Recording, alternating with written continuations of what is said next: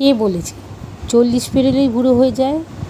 এই ধারণাটা আসলে কে তৈরি করেছিল?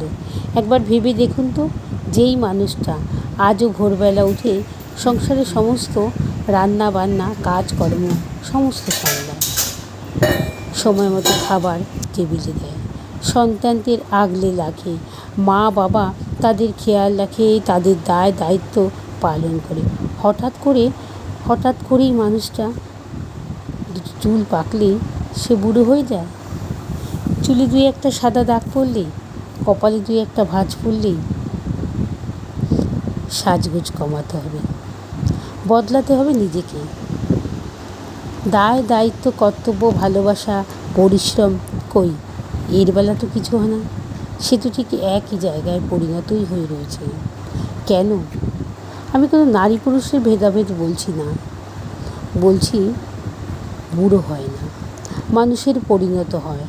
বয়স শুধু ক্যালেন্ডারে বাড়ে, কিন্তু একজন মানুষের মূল্য বাড়ে তার অভিজ্ঞতায়, তার মমতায়, তার মূল্য বন্ধু লড়াইয়ের প্রজ্ঞায়। তার 50, 40, 95 এগুলো একটি সংখ্যা। জীবনের এক এক সময় যখন মানুষকে নিজেকে সবচেয়ে গভীরভাবে চিনতে শিখে, সম্মান দিন বয়স্ককে নয়, সম্মান করুন মানুষটিকে। কারণ অভিজ্ঞতা সৌন্দর্য কখনো যৌবনের সৌন্দর্যে কম নয়।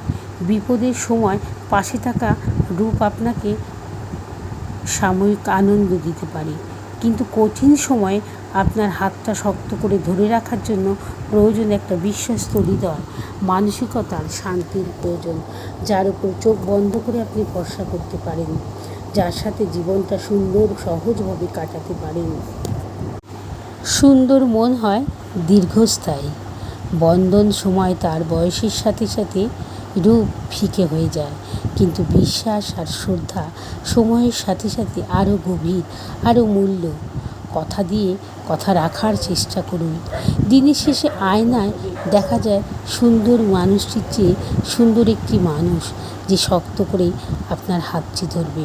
ভাগ্যের ব্যাপার, সুন্দর একটি বিশ্বাস্ত মানুষ। সুন্দর মানুষ তো অনেক পাওয়া যায়, কিন্তু সুন্দর মানুষ, সুন্দর মনের মানুষ পাওয়া ভাগ্যের ব্যাপার।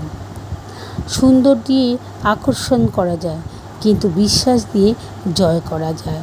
জীবন সুন্দর হোক, মানুষ খুঁজে পাওয়া খুব কঠিন, তাই সুন্দর মানুষটিকে কৃতজ্ঞতা জানান।